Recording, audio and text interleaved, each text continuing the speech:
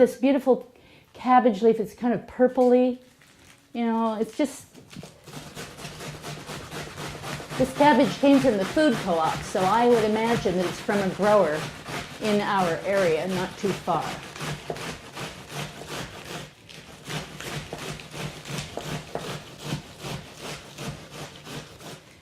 Okay, guess what's happened? I'm getting tired of grating. And you know what? In a measure-free kitchen, that's when you stop. You know, I have permission because I don't have to have X number of cups, you know.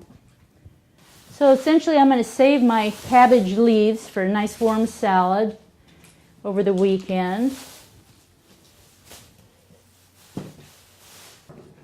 Okay, onion, I like to just grate it.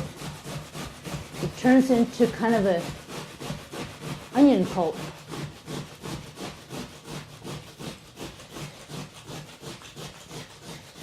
Yep, there we go, and one more. And you know, onions bring some sweetness. They just do such wonderful things for flavor. If you're ever wondering about an onion, try putting one in a little bit of water when you're making a soup, just the onion, and then taste, just give it a little bit in the heat, and then taste the broth. You'll be sold on onion. Okay, the pulp went in. There's a bunch of juice here. Can't miss that. Now time for the carrots.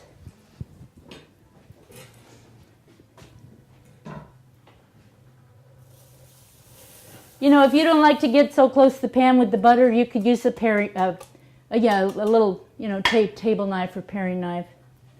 That's what my aunt always did.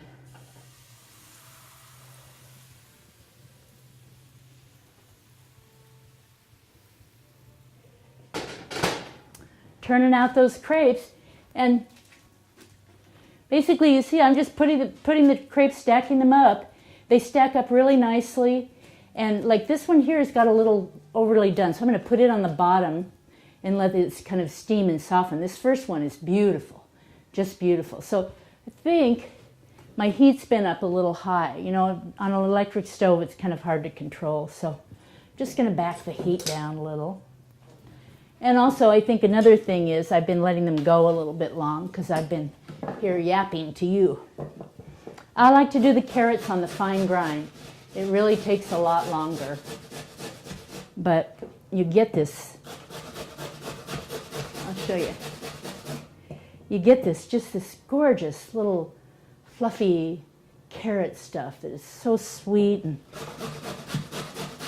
worth the trouble to me. And try it both ways and see what you think.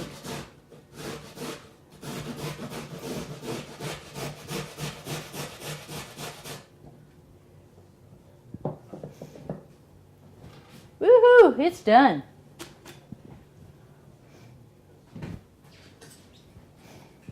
See, here's, you can just take the knife and go around like that. That way you don't have to get your hands so close.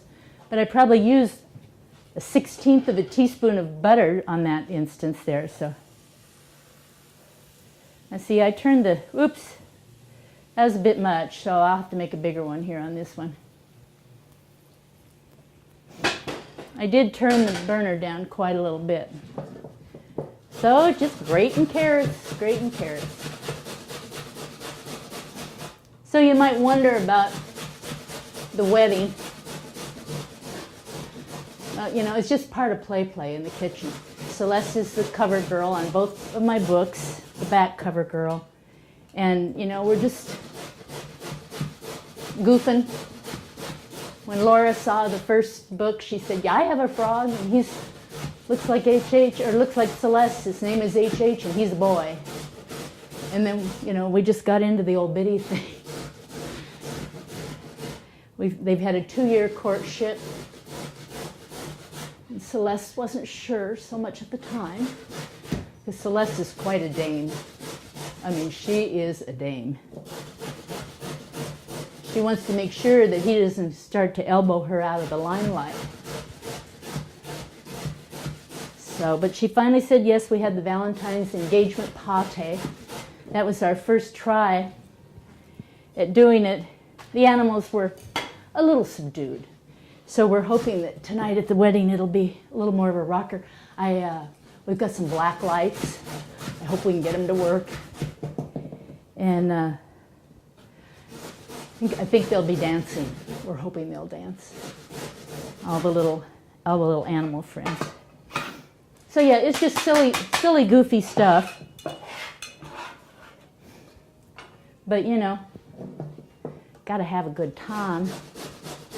Gotta have a good time in your hippie kitchen. Us hippies won't be here much longer. So we have to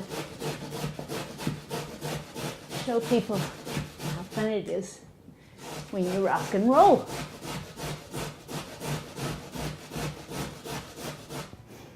And how neat it is to be part of the delicious revolution, you know? Something we can do every day, vote with our food dollars.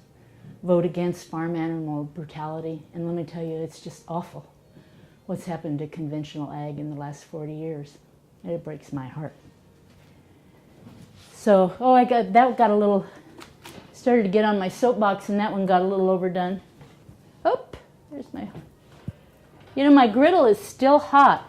You know how I tell is my butter got dark when I did that, and so that, you know, just basically is trying to burn on me. So down goes the heat, and you know, you notice how I'm pulling the griddle off the stove to show you, of course, but another thing, you know, if it gets too hot, pull it off. That is a very quick way to cool your pan down, you know, common sense. And that's what I like about the measure-free kitchen, is once we start to kind of leave the paint-by-numbers blueprint behind and quit just following orders from headquarters, and instead we have to engage, we become active participants. Then common sense comes in. Okay, you can see I mince. A chef would probably just have a nightmare watching this. You know, my knife skills are lousy. But hey, it works for me. I've just got a bunch of cilantro ready for Thai slaw. There's just a moment. It's kind of nice. A meditative moment in the kitchen. Oh, this ginger. Talk about meditation. I could meditate on a theme of ginger. So see, there's a nice pile of gingerama. Maybe too much. I might have gotten carried away. I think I'm only going to put about that much. Well, maybe a little bit more. I better hold off. I don't want to get too fat and sassy here with ginger. How do I know? I've ruined dishes before with it. Oh, they weren't that bad, but they were too gingery for me. So that's how I figured it out. I think the main thing is, you know, the idea of not kind of letting go of that fear of getting it wrong, you know.